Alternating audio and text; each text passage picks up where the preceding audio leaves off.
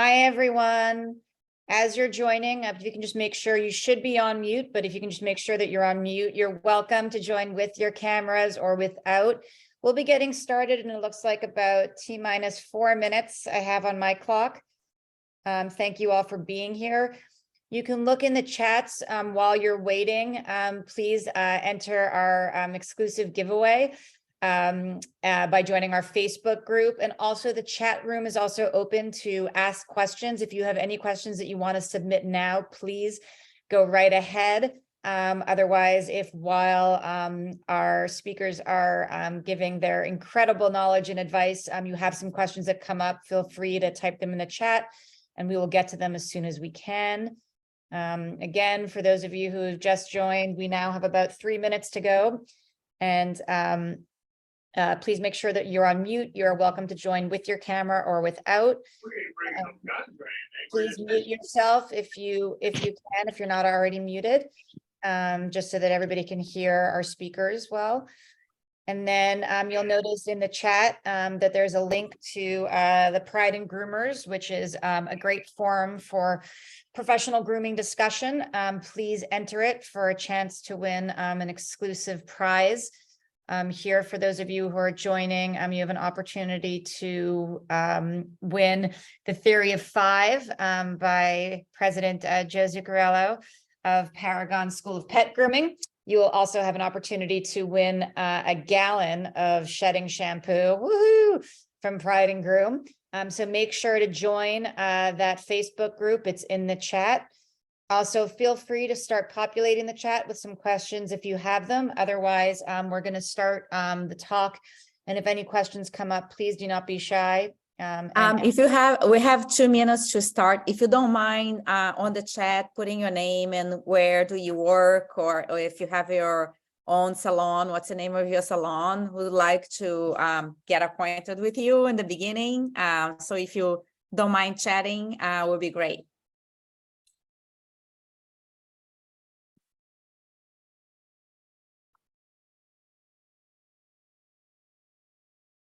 All right, thank you, everyone. As your people are continuing to join, we have 1 minute to go before we go live.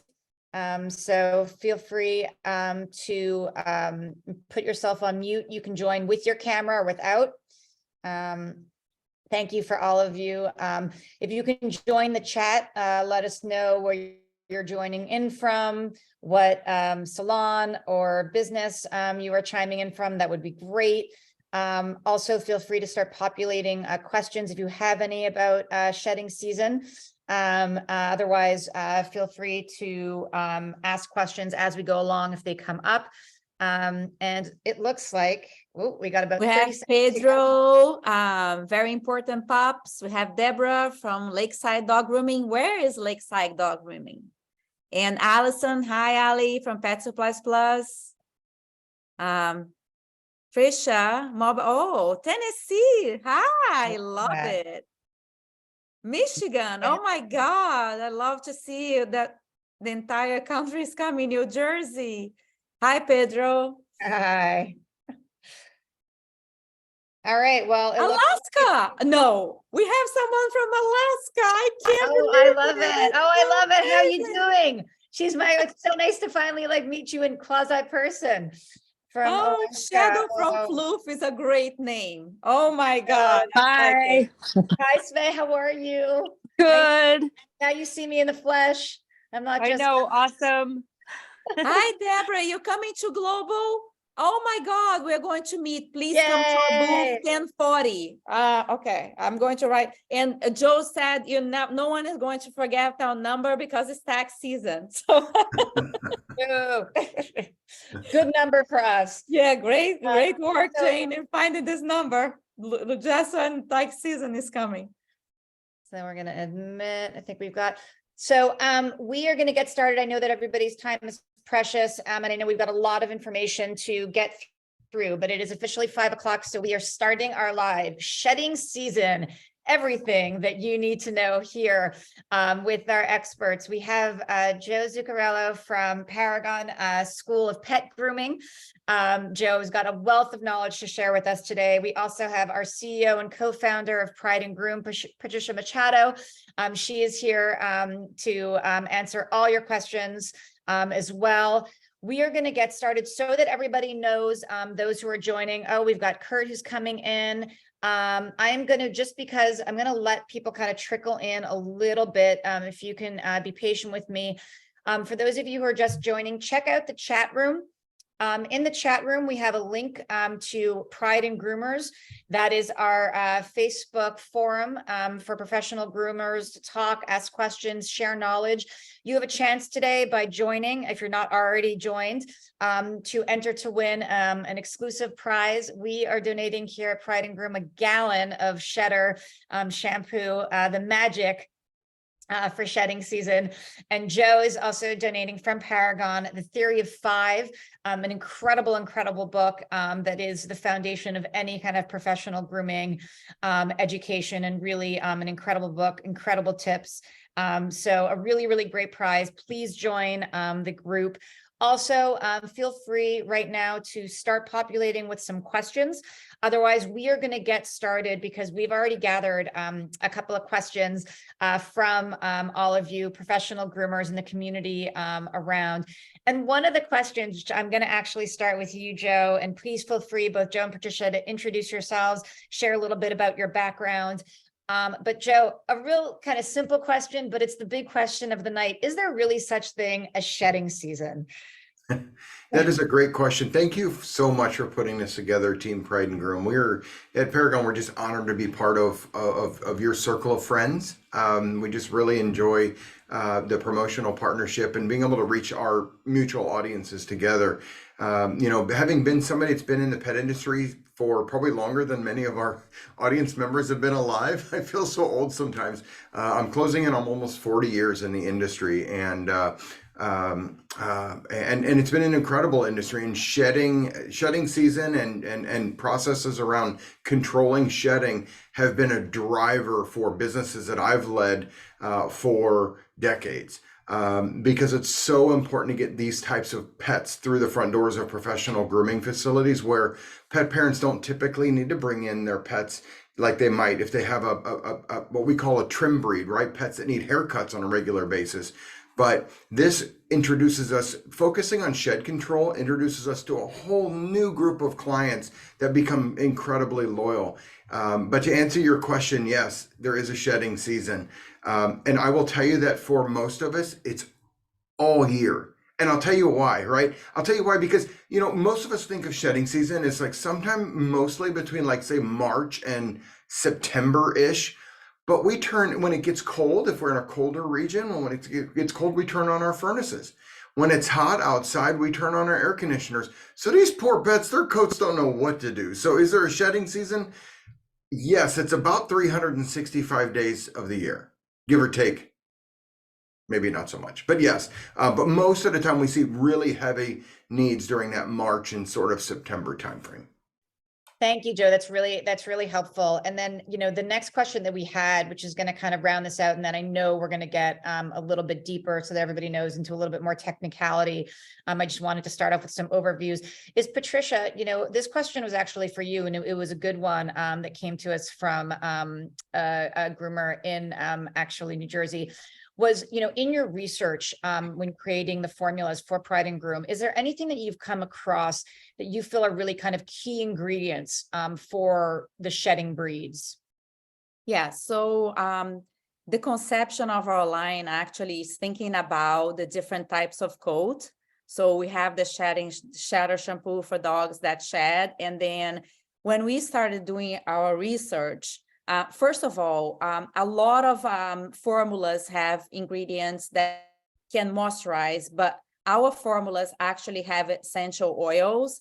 And a lot of consumers and groomers have been adding essential oils to their products as an additive, you know, but no formulas had actually the essential oils inside of them. And it's very important because when you add on yourself, first of all, essential oils are extremely strong, and the concentration can be harmful for dogs.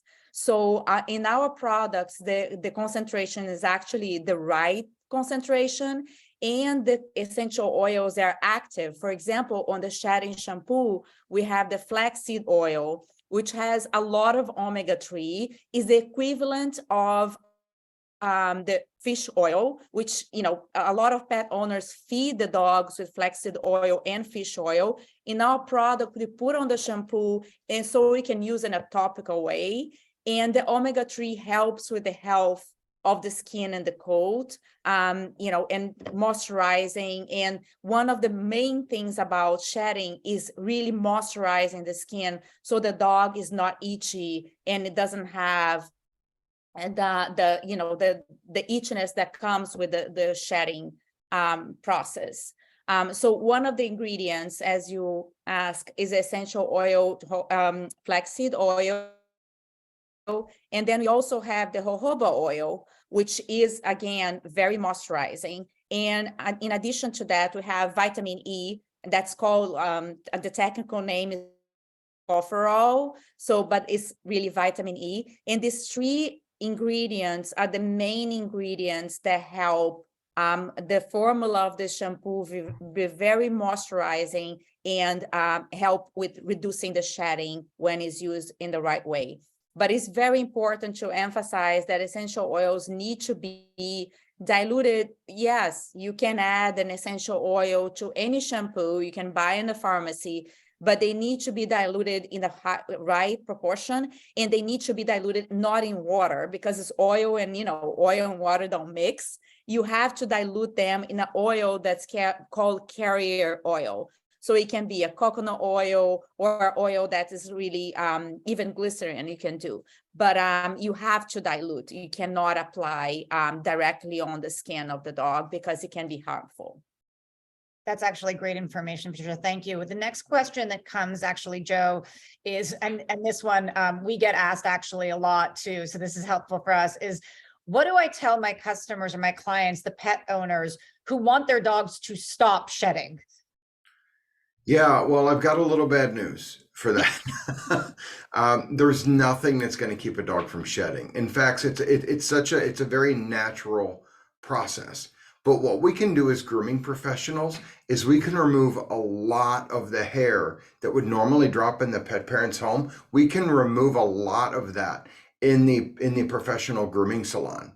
So, and if we do it regularly enough, and I know we're going to touch on this a little bit later, but if we do it regularly enough, then we can help that pet stay, we can remove that hair and we can also maybe help that pet parent, because we're staying out ahead of the dog's natural shedding cycle. So what happens in most cases, if we have a program that we put together to concentrate on shed control, what we do is we remove a lot of that hair in a salon that would normally drop in their home. And in turn, by doing so, we're taking their tolerance, the pet parent's tolerance for hair in the home, down. So we're kind of spoiling them, right? So we're giving them the impression or the appearance as if the dog is shedding less. But what we've done is we've helped expedite the evacuation of that shedding hair in the salon, so that it doesn't have to drop naturally on their carpet, on their sofas, in their car. I mean, look, drive down the road, right, and watch somebody that has a shedding breed in the backseat of their car. They're picking hair out of their eyelashes and their mouth and their nose and everything. So can you stop shedding? No. Can you control it and manage it with a perfectly prescribed process and maintenance plan? Absolutely. And that's where the real reward comes in. Not so much for the dog. The dog could probably care less that it sheds, right? I mean, there's certain things like skin problems and things that can kind of set in. To Patricia's point earlier, if we don't help that hair get evacuated and let that air is such a healer. Air is such a healer for the skin and for the coat. But so the dog doesn't really care if it sheds most of the time. Shed control processes and treatments like that are primarily for the pet parent's benefit, because then they have a lot less of that, and they love on their dogs even more because they want to be around them and they don't spend as much time with a lint roller. Thank you, Joe. I appreciate that. And I think This is actually another question, and so that everybody knows, I think that what we're trying to do here is also, which is great, and your questions have been so helpful, is kind of bridge the arc between how you communicate to the pet parents and also effective tools as a professional groomer. So here's one that actually came in, and we were debating whether to ask it, but a lot of you may know the answer to this, and this isn't a quiz, but I think it's important. And Patricia, maybe you can help again, talk about it in a pet parent kind of a way. Is what does double coat really mean? Because I think that also this thought about around coat, people talk about it. What is fur? What is coat? What is shedding dog? What is non-shedding dog? Maybe you can help maybe decode that a little bit for everyone. Sure. Is that for me or for Patricia? I think Patricia, because I know we get asked about it a lot, especially because we're coat specific. So like, what does double coat mean? What does, a shedder mean? So yeah, I thought. Yeah, so I mean, as Joe said, every dog is shed. I have a little Shih Tzu, and you cannot believe the amount of hair that comes out especially when I brush him. So, a dog with a double coat has an extra thicker layer of coat on top of the coat that's close to the skin. So it's super important when you, in those dogs, normally they grow coat when it's winter and they lose the coat when it comes to summer. So that's why the shedding season comes. I mean, it's related to the seasons. And as Joe said, also because the dogs now are not in nature, they're now inside of our homes, there is not really a shedding season that's related to because, it's important. There are dogs, of course, they will lose that top coat. And that is important to manage. And I think the most important thing that I have read and I had studied, and you as groomers can attest, is brushing, right? So keeping the brushing very, very frequent for these breeds is very important. But as a business, I mean, you have the opportunity to actually educate your pet parents, right? Your customers, and really teach them how to maintain the coat of a shedding dog. And as Joe said also, you have a dog that doesn't need a haircut like my dog that grows hair every 3 weeks. I'm obliged to take him to the groomer, but it's a different problem. It's not a hair growth, but it's a hair loss. So, if you can't take that as even a marketing experience, say to your pet parent, my dog, does your dog have hair loss? I mean, can you come and clean it with me and I'll help you? I mean, I will help you to take the hair out, and you're going to take your vacuum cleaner less often. You're going to have the lint roller as often being coming around in your clothes. So, I mean, I think it's a conversation about cutting the hair and preventing the hair from falling and helping those two type of customers to understand that both of them need groomers. So it's a long answer for your question. No, because you actually, by the way, there are a couple of questions that did come in about regular brushing and grooming and kind of the difference. But actually, maybe we should start moving to some of the questions that are a little bit on the technical side about what exactly, Joe, maybe you can help, what exactly is when they say, what is de-shedding, and how often really should customers be coming in with their dogs for that process? Right. And this is where that education piece comes in so handy. I mean, really, as grooming professionals, we're the expert. We're the ones that customers, the pet parents, are seeking answers from. It's sort of like if I took my car, my motorcycle into a mechanic. Listen, I don't tinker on my own car or my own motorcycle. I rely on an expert to tell me either what's wrong if something's broken, or preventative maintenance that I can do to sort of keep those machines operating at their peak performance. Well, as grooming professionals, we have the responsibility of educating our customers to help their dogs be at peak condition themselves, right? So how often, one of the things that I see businesses doing quite often, especially if you're a professional groomer, somebody that is trained in trimming or putting beautiful haircuts on pets, we're missing a huge opportunity. And we'll circle back around to the opportunity about what it means for your business. But But as far as how often they should be coming in and bringing their pets in, we like to say we master these 3 words: for best results, ... right? So for best results, our grooming professionals recommend you bring your pet in once every 4 to 6 weeks for a shed control process. Now, remember, there's a lot of businesses out there, and maybe many of you have a de-shedding service, and you kind of like tack that on at the end, and it's maybe some extra brushing or using a special shampoo and conditioner.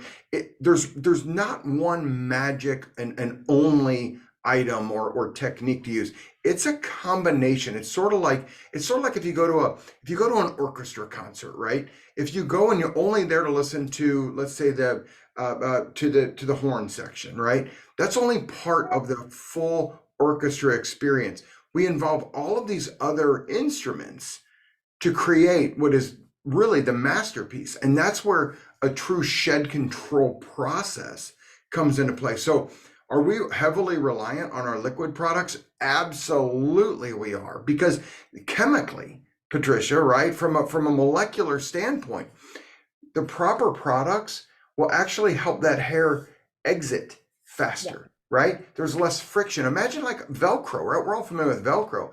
If the hair is in a compromised state, there's actually cracks and divots in every hair shaft. And what happens is when 2 of those hit each other, perpendicularly or just create friction, it's even that much more work to pull that hair out of the coat through our products and our equipment usage. So that's where the liquid products really come in handy to help evacuate that hair. It makes those hair shafts smooth to where that hair evacuates better. And that's what the Pride and Groom products absolutely provide, to your point earlier, Patricia. But if you master the answer, if you start with for best results, our grooming professionals or our grooming experts recommend that you bring your pet in every 4 to 6 weeks. Now, if they bring their pet in every 8 weeks or 12 weeks or whatever, for whatever reason, schedule compromises or financial means and all of that, are we still able to evacuate a lot of that hair? Yes.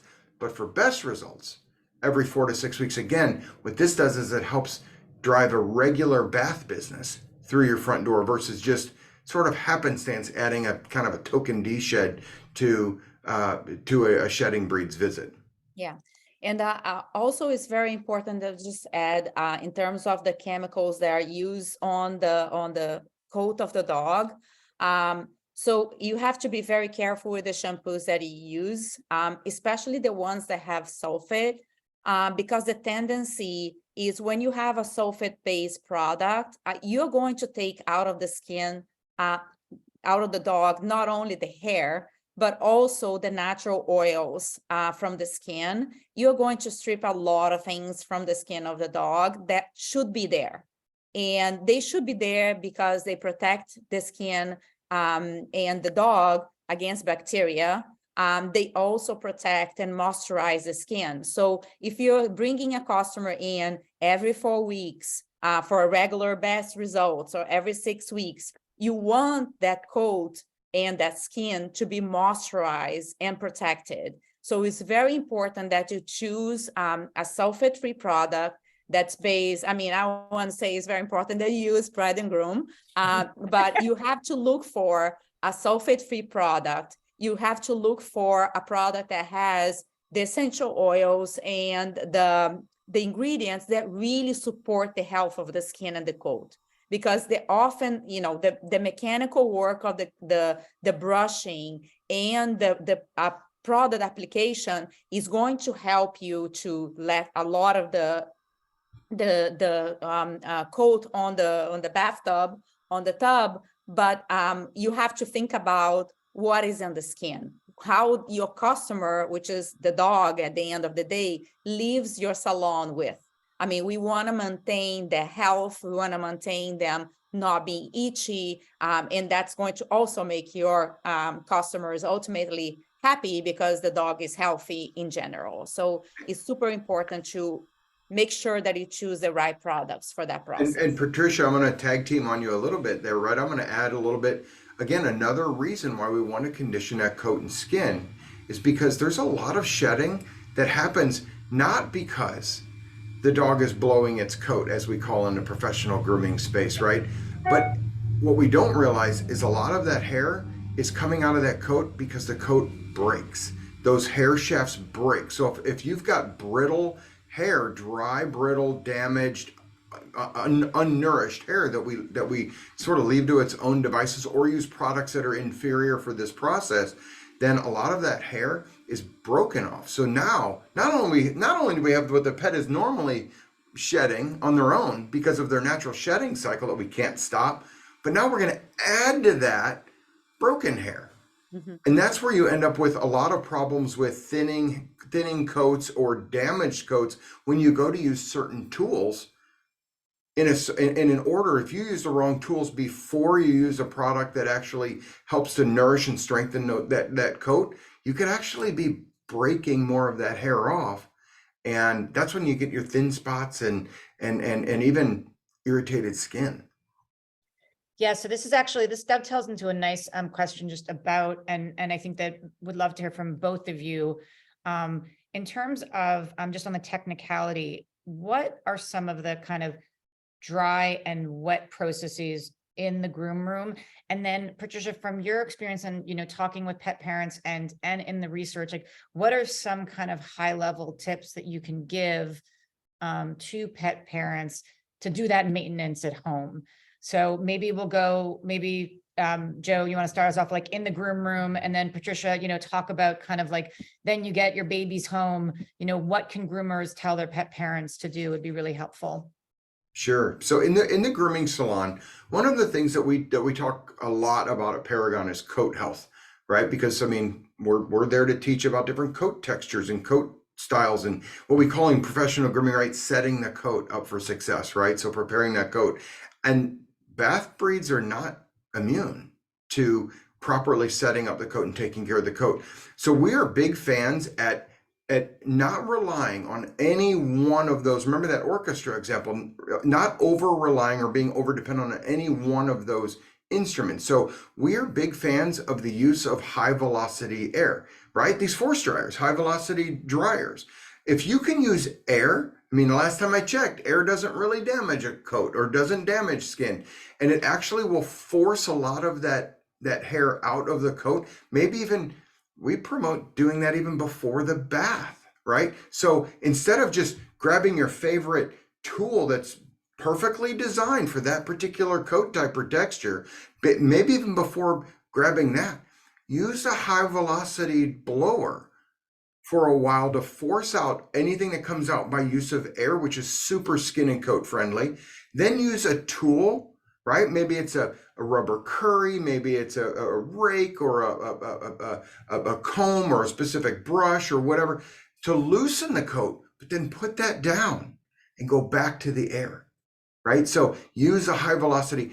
Think about it. If we can remove a lot of that dead or dying undercoat before the bath, think about how much less hair we have to shampoo, rinse, and dry because it's not there anymore. It's out of the coat. And here's a bonus. When you use high velocity air before the bath, you're also blowing out that dust and dander and debris from the coat so that when you use a really good liquid product like the PRIDE+GROOM products in the tub, now it can get to that skin without that layer of yuck, right? That will sometimes keep it from getting to the coat and skin and actually really performing its job to its fullest. So the high velocity air, the tools to loosen the coat, then you go to the bath, use an incredible bathing products, the shampoos, the conditioners and such.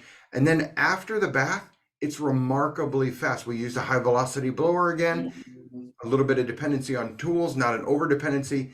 And the after bath steps go remarkably fast. So invest the time before the bath, and I think you're going to be pleasantly surprised.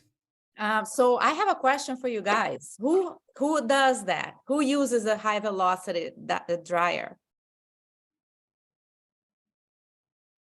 Can you answer on the chat? So there is a question here. Why would you want to blow all that dirty hair and dander all over your shop? Yeah, great question. That's a great question, Tammy. Thank you. Yeah, Tammy, that's an awesome question. We do a lot of things for the benefit of the pet. And this is one of those in the businesses that I led and that I've grown over time with doing this to its best, doing a shed control process the very best way for the pet. Sometimes grooming can be dirty, right? So I mean, Yeah. we're doing things all day long that create sort of a mess. Now there's ways of controlling that, right? Where I've seen like curtains put up, I've seen doing it in a certain room, but there's sometimes we have to make a decision to do what's best for the pet, even if it means cleaning up a little bit more for us. This is a dramatic difference in the ability to remove dead or dying undercoat. So for you guys who I see like Pedro, Maureen, hi Jessica, I miss you so much. Elizabeth, for you guys who use the high velocity blow, how do you separate or how do you tackle the problem? Because I know you all want to have your groom rooms clean. How do you tackle this problem? Can you give Tammy some suggestions? That would be great. Mm-hmm. From the professionals to the professionals. Yeah. I think so. So Patricia, like in terms of, first of all, I think that I'm glad that all of you were using that. I thought that was a kind of a revolutionary statement about using the air before. I think we're just used to as humans, get wet, dry. And that's when the air comes in. But I think that's an incredible tool. I mean, Patricia, what are some of the tricks like at home? So, we get through this process, and I think we're going to come back to kind of back into the groom room. But what do we tell, it's a great way for groomers to communicate to kind of the shedding pet owners? Hey, this is a great, easy step to, help this best results, help keep this coat looking like this. I think the first one is brushing. I know that a lot of dogs don't like to get brushed, but all of them like to be massaged, right? So we came up with this brush, who actually is hard enough, not very hard, but is silicone on the side, and is hard enough to get the hair out, but is also soft enough to offer the dog a massage experience. So I think that this has been, I use that with my Shih Tzu even, and he gets a lot of hair out of him too. So, dogs with hair also shed. Brushing that once a week. And I think that's something that you can, if you're talking about the business side of your salon, and you want to have things that you want to use. We know, like Pedro, for example, he got a lot of products to upsell. This is a simple tool that any pet parent should have, or something similar, that it can be used to help with the shedding process and the maintenance. And the other aspect of these is that when you massage the coat, you're also increasing the production of the good natural oils that we spoke about a little bit in the back a few minutes ago. So I think that once is brushing with the proper tool, and if the dog doesn't like to be brushed, try something that is going to be a nice, pleasure experience for the dog. And the other one that we like to use is add a product that can help with the process of brushing, and also a little bit of the scent, which is one of the big things about Pride and Groom. So this also helps with moisturizing. So the Maintain is a foam that you can apply on the coat, and then brush it on and leave it. So it's a leave-in product that can also leave a little bit of a moisturizing layer on the coat. So, using products and brushes that can take care of the shedding between grooms is ideal. And Patricia, what I like that you have is a foam in your line, a foaming product, because sprays sometimes cause that hissing sound, that burst sound, that if you do have an anxious or nervous pup, that can actually startle them. So I love the idea of using a foam. Sometimes though we wonder, well, how can I get this foam evenly distributed? Listen, take that. I love those rubber brushes, right? Or those silicone brushes that you're talking about. Tell your pet parents, put it in the brush.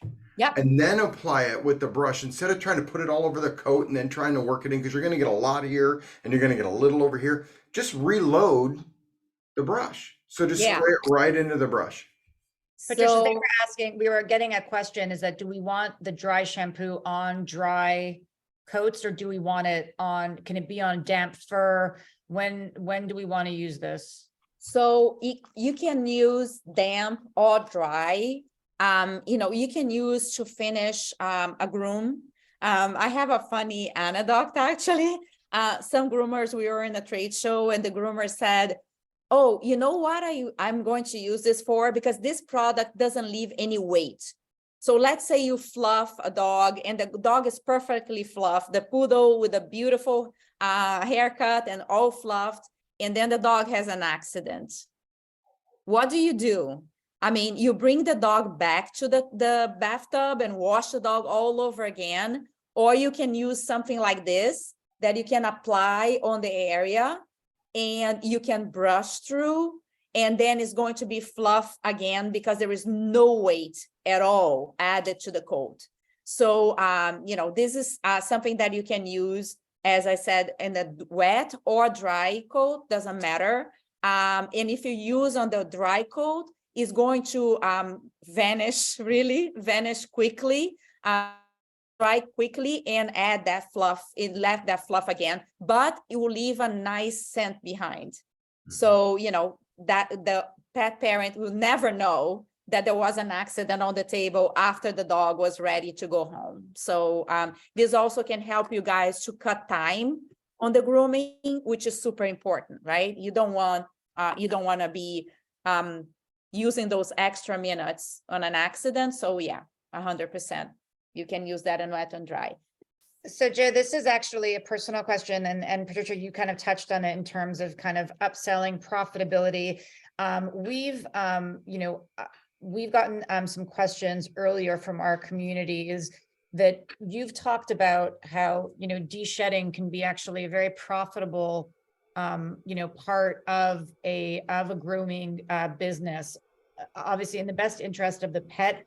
But something that you talked about, profitability and the business side of things. Do you mind kind of sharing a little bit of that with our community here? For those of us who are starting our own businesses, looking to start our own businesses, I think it'd be really helpful.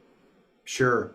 One of the things that we discovered back in, I want to say the mid 90s in my businesses, was that there were so many bath dogs out there that we were mostly doing haircuts. And I had 7 facilities. We did about 100,000 grooming appointments a year. So I had 60 dog groomers that were working for me at one time.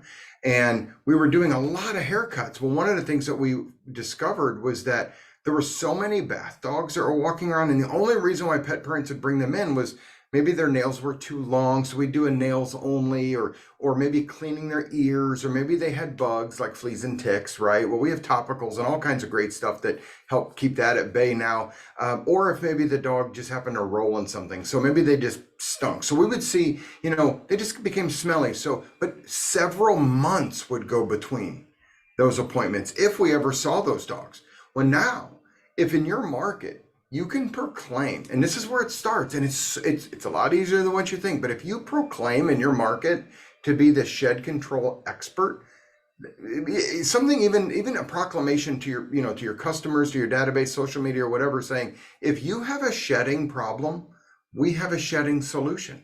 Yep. Right? Again, it's a proclamation made that it's a service promise made that you can uphold because you are the grooming expert, you're the grooming professional. And if you go on record with your customers and say, we remove a lot of the hair here that would normally drop in your home, just even putting it out there in space to your customers and to your customers' friends who might have shedding breeds. I know it sounds so simple, but oftentimes the greatest business ideas are often simple, so simple we miss them. Yeah, we miss them. So this is there are entire companies that are based on the premise of working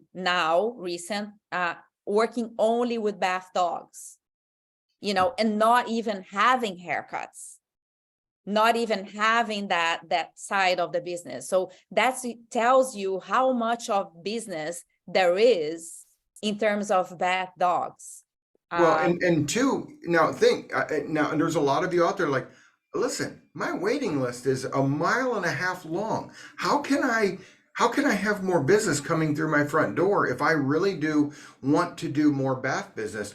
Well, the greatest solution for that is, and part of it is, I know that one of the reasons why you can't, you might shudder to the fact of thinking, if I have more business by way of shedding breeds, is that, listen, I can't find more groomers, right? Groomers are hard to find, all of this. Well, that's one of the reasons why Paragon created the Level 1 Groom Tech program, because in just a short period of time, we can help you train this entry-level position, not a bather brusher, we call them groom techs, which we could go on and on and on about that. But the idea is, bring in a new labor force and get them trained to provide the services with with excellence toward shed control. So be careful that all of a sudden shed control could hijack trim appointments if you give shedding dogs those appointments to your groomers who have a completely different level of superpowers. And now you don't need more groomers, you might need more groom techs. And those are the people that you hire and train to do the shed control. And here's a really great gateway benefit to all of this, is that these groom techs become tomorrow's groomers. So they're starting in the business doing shed control because you offer that service to your customers in your market by proclaiming to be the expert. And most of the time we're paying, if any of your owners or operators out there, we're paying our groom techs less than we are our groomers, which is understandable. Groomers have that superpower skill level that's a lot higher than groom techs. But by way of doing that, you're generating more profitable revenue on the back of shed control being a driver of those bath breeds coming in, and you're paying less money in wages to the groom techs who are performing those services, so that you reserve your groomers to do the more technical jobs like professional grooming. It's a wonderful harmony, and you might just get future groomers out of it. Yeah. No, Joe, I think that this is interesting. And Patricia, you can probably talk to this too, is that I think what we're talking about here is kind of just a better maintenance system in and around dogs, and getting a little bit more of routine and getting those pet parents into a little bit better of routine. I'm actually curious, and I'm going to throw a question to the group, and then Patricia, get kind of your 2 cents on this, is, do we think that dogs are coming in better condition lately? Like, our pet parents listening, our pet parents, are they starting to take better care of their dogs? Patricia, in terms of your research, what you're seeing out there, I mean, are people implementing these better routines at home? Do you think we still have work to do? I think because of COVID, a lot of people who never had dogs have dogs now. And a lot of those customers really don't know what to do. They really need education, and they really need support. So, I mean, the role of the groomer now is so important, because, we grow up in our lives. If you imagine, we grow up in our lives knowing that majority of us, that we need to have regular haircuts to have our hair healthy, or we need to do maintenance, to wash our hair 3 times a week. I mean, our dogs are completely covered with hair, the entire body, and people expect that you don't have to do anything only every 8 weeks or 9 weeks, and the nature is going to take care of itself. Our dogs are living with us in our environment. They are not, and they need that maintenance. They need the same level of maintenance that we need, even sometimes more, because in our case, in our dogs, we are in New York City. Our dogs walk in the streets of New York, which just a recent report said has more bacteria than a toilet. I mean, it's just horrible. The other day, a dog in the streets, I met a dog in the streets that happened to eat marijuana on the streets. So the dog had a piece in his mouth because the dog had to go to the vet because he was high. This is New York City, so it's a different place. But it's still, I mean, the dog owners are terrified because they don't know what to do. So there is a lot of work to be done, a lot of education to be given. And yeah, some of them listen to the groomers, and unfortunately is almost like being, a priest. You have to evangelize and you have to make sure that they really understand. And every time you have to tell the parents, look, you gotta do this. Let's make a commitment, because it's important, that partnership between the groomer.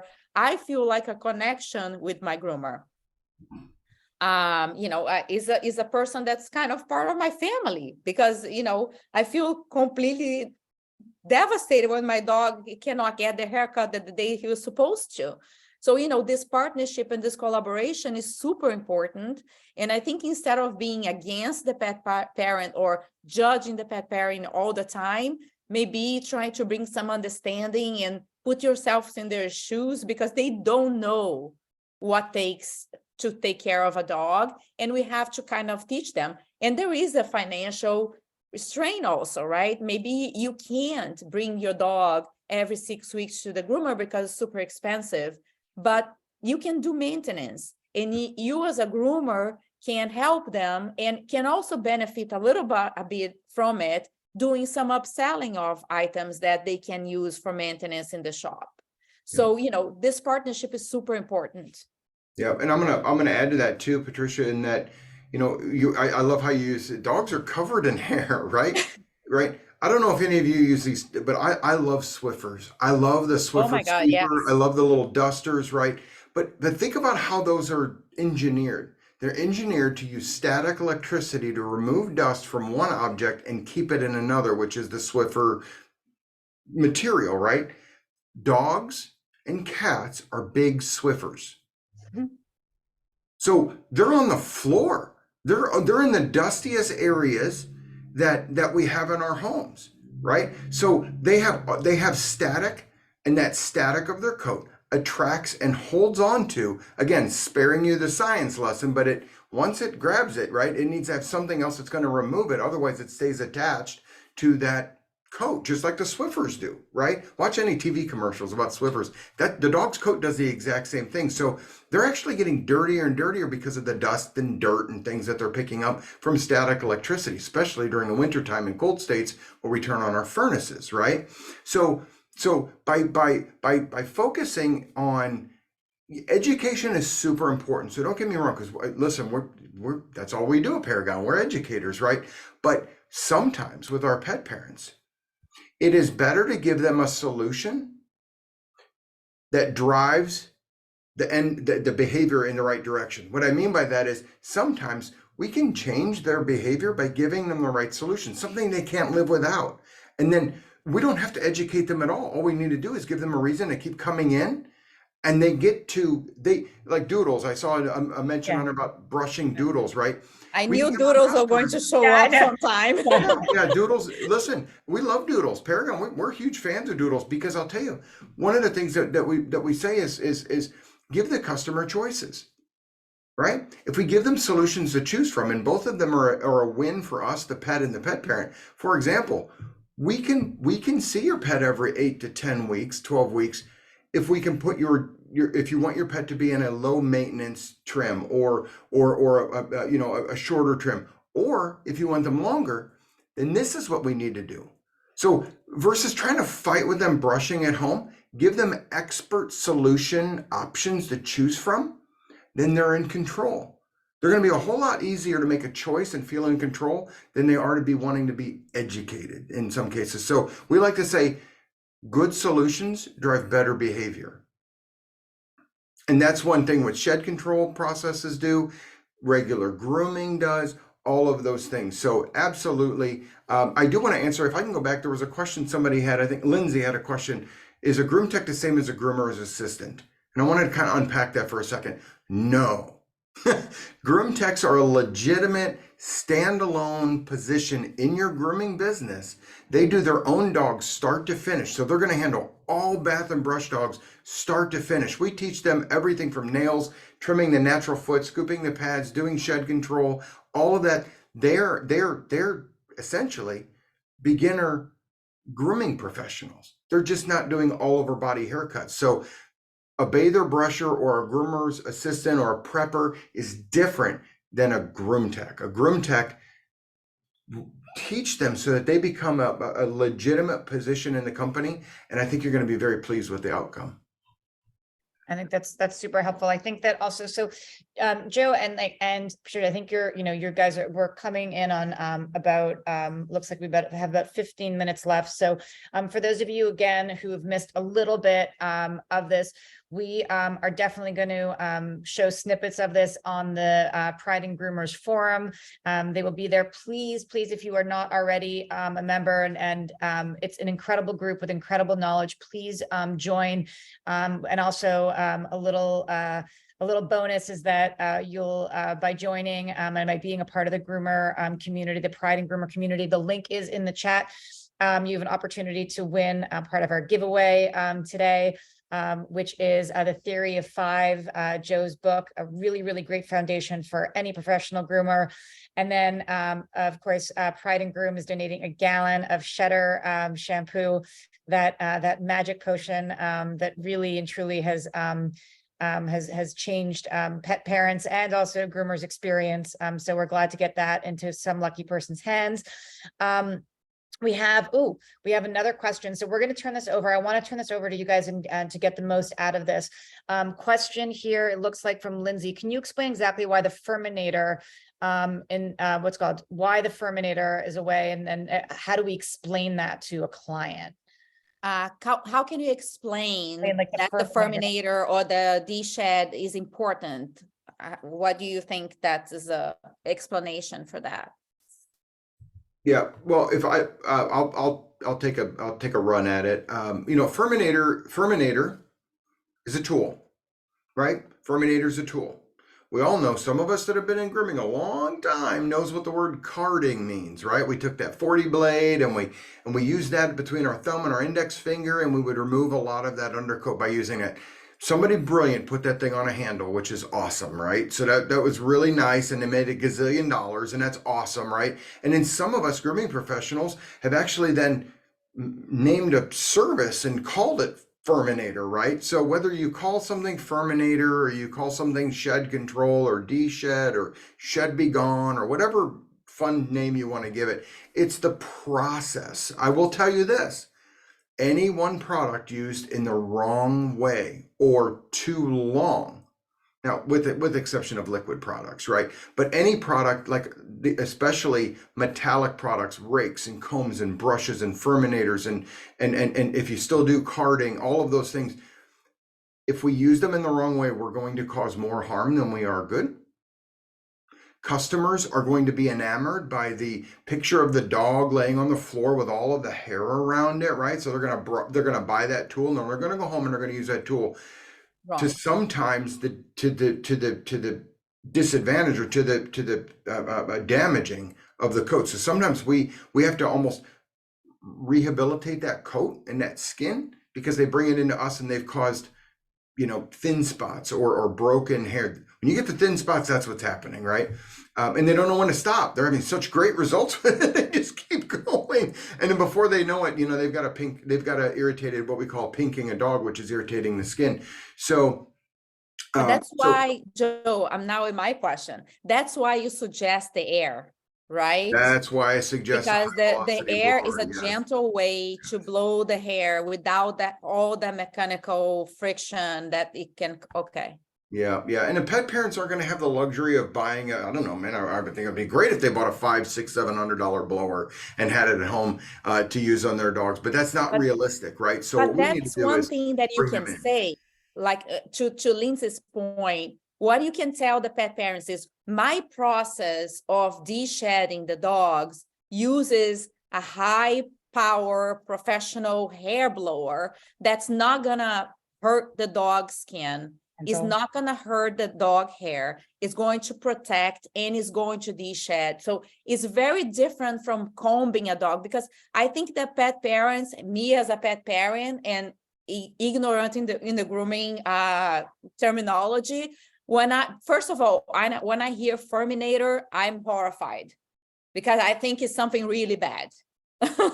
And second of all, I think that when you explain in a way that they understand that they actually cannot do that home the way you do in the salon, you gain them and then have them just maintaining. So I use a really strong and powerful equipment to make sure that your dog's hair and skin is protected and healthy. Mhm.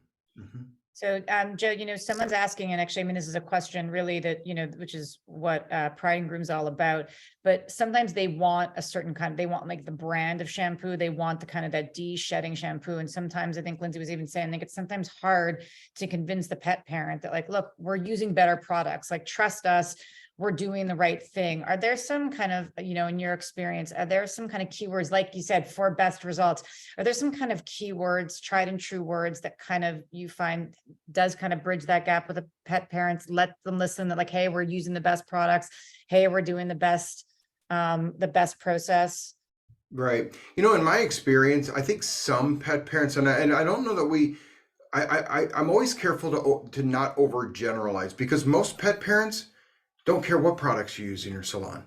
Yes. They don't know. They don't even know to ask. I mean, when was the last time you had somebody come in really and truly say, what products have you chosen to use during the bathing and conditioning process of my pet? Unless you I have bet a problem. 99% of people don't ever get asked that by the Yeah. customers, right? Maybe almost 100% of the time we never get asked that. So it's our job. If for some reason a pet parent has that Furminator, liquid product piece stuck in their head, that's okay. Because what we can say is, oh my gosh, there are a wide variety of shampoos and conditioners that are designed to help with shed control.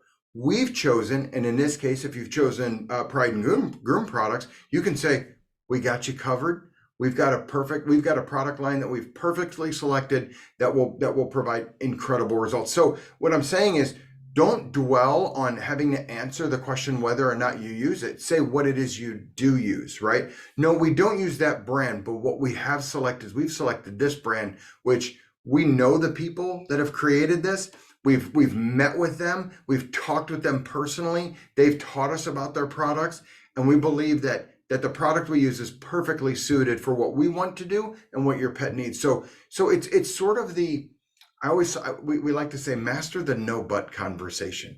No, we don't use that, because I mean, you don't want to lie, right? So you say, no, we don't use that, but we use this, and then explain why it is that you use what it is that you do, right? So just deflect. And it's really easy if you master the no but conversation. No, we can't keep your pet in a 4-inch, puppy cut because he's a little extra tangled today. But we can get there, but we need to reset his coat this time by taking him maybe a little shorter than what you like. But what we can do is, over the course of next several groomings, spaced out maybe every 4 to 6 weeks, we can get your pet to that coat and that condition that you really want. So you master the no but conversation, and you give them the choice. We can do this, or we can do this. I think That's perfect. Yeah. And Patricia, you said it, and I hope that everybody heard this too. And Joe, maybe you can also, and we can end by giving a real kind of shout out to this professional community. I think that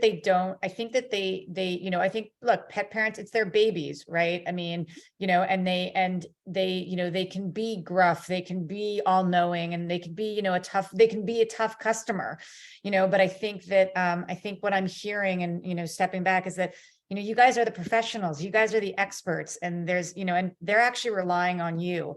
Can we kind of end with just a little bit of, just some high level kind of pat on the back, just some key things to that we want to remember from this shedding? It can be applied, I think, across the business, but some key things for this incredible community. Yeah. So I'll start by saying this. We are, to your point, Carrie, we are the experts.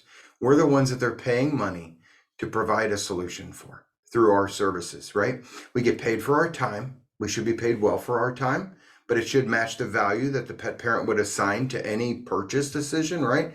I'll go back to my earlier example, and sometimes we've been doing something so long that we forget to see it as the consumer.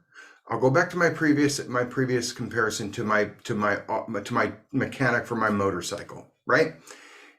If my mechanic tried to educate me on how to change the oil, rotate the tires, check the spark plugs, check the transmission fluid, I can guarantee you they could talk to they were blue in the face.